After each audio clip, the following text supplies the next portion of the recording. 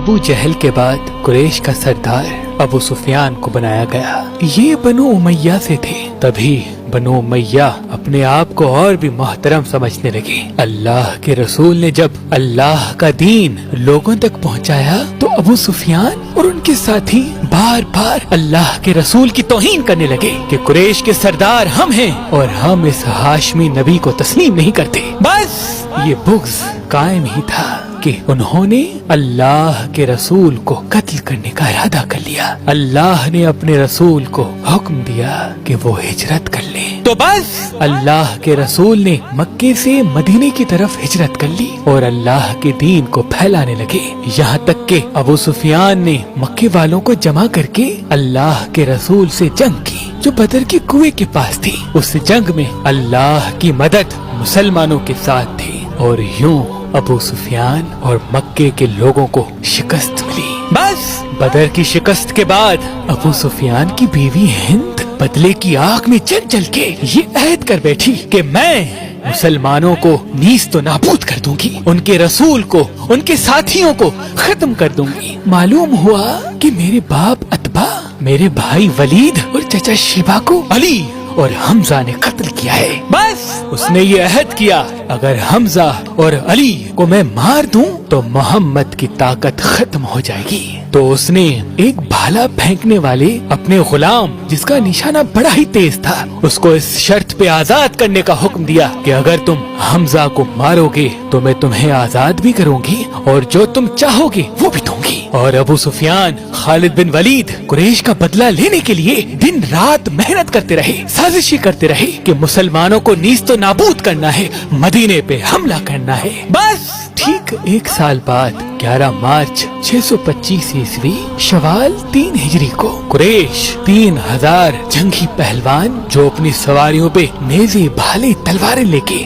مدینے کی طرف روانہ ہوئے۔ اللہ کے رسول کو جیسے ہی یہ خبر ملی تو اللہ کے رسول نے یہ چاہا کہ مدینے میں رہنے والوں کو کوئی تکلیف نہ ملے، تو آپ 1000 لشکر کے ساتھ کوہ احد پہ آ گئے۔ تبھی اس جنگ کو جنگ احد کہتے ہیں۔ بالآخر 23 مارچ سن 625 عیسوی ہفتے کے دن قریش اور مسلمان ایک دوسرے کے مدھے مقابل آنے لگے۔ اللہ کے رسول تمام اصحاب کو پہاڑ کے چاروں طرف اپنی اپنی جگہ سنبھالنے کے لیے فرما ہی رہے تھے کہ اتنی دیر میں خزرج قبیلے کا سردار عبداللہ ابن ابی اپنے 300 ساتھیوں کو لے کے مدینے واپس چلا گیا اور یوں مسلمانوں کے فوج کی تعداد 700 رہ گئی۔ مسلمان لشکر کے مغربی جانب ایک پتھریلی پہاڑی تھی۔ اس پہاڑی پہ اللہ کے رسول نے 50 تیر انداز کا ایک دستہ متعین کر دیا تھا اور یہ فرمایا تھا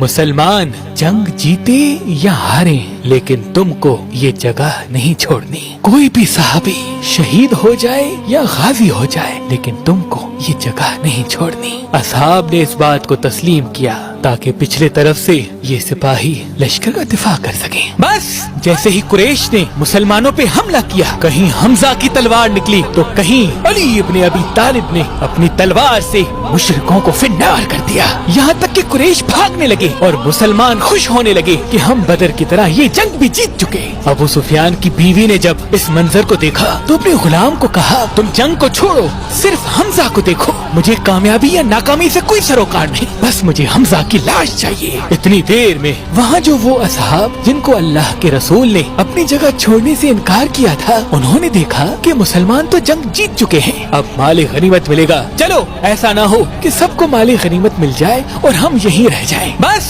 انہوں نے اپنی جگہ چھوڑ کے مال غنیمت کی طرف بڑھنا شروع کر دیا۔ جیسے ہی پچھلی طرف سے درہ خالی ہوا تو قریش کے ایک دستے کے سالار خالد بن ولید نے پچھلی طرف سے حملے کرنے کا ارادہ کیا اور جیسے ہی وہ اپنی فوج کو لے کے پچھلی طرف سے آیا تو آگے سے قریش اور پیچھے سے بھی قریش، بیچ میں مسلمان کبھی پچھلے کفار سے لڑتے ہیں، کبھی آگے والے کفار سے لڑتے ہیں، اور اتنے میں وہ جو تیر انداز جو جناب حمزہ کا نشانہ لے رہا تھا اس نے جناب حمزہ کو نیزہ دے مارا۔ بس جناب حمزہ کا زمین پہ گرنا تھا جیسے کوئی شیر زمین پہ گر گیا۔ مسلمانوں میں واہ ویلا کی صدائیں عام ہو گئیں اور کفار खुशी से झूमने लगे। कहीं से आवाज आई कि हमजा शहीद हो गए। मुसलमानों ने भागना शुरू कर दिया। इतनी देर में किसी ने अल्लाह के रसूल के चेहरे मुबारक का निशाना लिया और आप सल्लल्लाहु अलैहि वसल्लम के चेहरे मुबारक पे किसी शैतान का पत्थर आ लगा। बस अल्लाह के रसूल के चेहरे पे पत्थर का लगना था। अल्लाह के रसूल के दांत शहीद हो गए। आप जैसे ही बेहोशी के आलम में जमीन पे गिरने लगे कि इतनी देर में किसी शैतान ने ये कहा कि अल्लाह के रसूल शहीद हो गए। बस ये सुनना था। मुसलमानों में कोहराम बर्पा हो गया। मुसलमान भागने लगे कि जब अल्लाह के रसूल ही शहीद हो गए तो हम लड़े कैसे। ये खबर जैसे ही इमाम अली अलैहिस्सलाम के कानों पे पड़ी, इमाम अली शेर की तरह कुफ्फार के लश्कर को चीर के अल्लाह के रसूल के पास आए। जैसे ही आपने अल्लाह के रसूल के चेहरे पे खून को देखा तो आपने अपनी तलवार से पहाड़ पे ज़रब मारी तो पहाड़ एक जगह से खुद गया।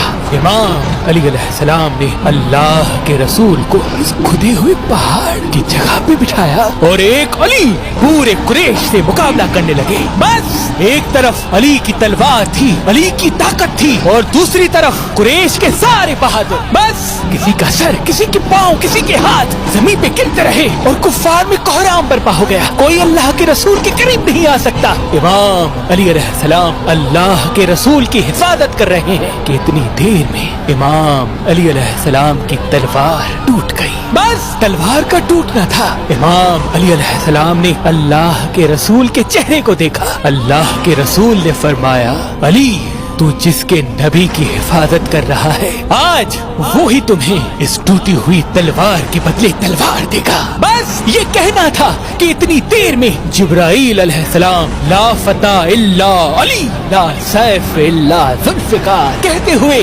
आसमान से जुल्फ़िकार लाया। बस जैसे ही उस तलवार को इमाम अली अलैहिस्सलाम ने हाथ में थामा तो कोई ठहर न सका, सब भागने लगे। अबू सुफियान ने कहा जाओ, वरना सब के सब मारे जाएंगे। अल्लाह के शेर ने अल्लाह के रसूल की इस तरह से हिफाजत की। बस जब कुफ्फार भाग गए तो इमाम अली अलैहिस्सलाम ने अल्लाह के रसूल को अपने हाथों पे बुलंद किया और फरमाने लगे, मुसलमानों हाज़ा मुहम्मदुर रसूलुल्लाह, अल्लाह के रसूल हमारे साथ हैं। बस जैसे ही असहाब ने दूर से अल्लाह के रसूल को देखा उनके चेहरे महकने लगे और वो करीब आके अल्लाहु अकबर कहने लगे, सलाम हो रसूल अल्लाह के मुहाफिज अल्लाह के शेर अली इब्ने अबी तालिब पर।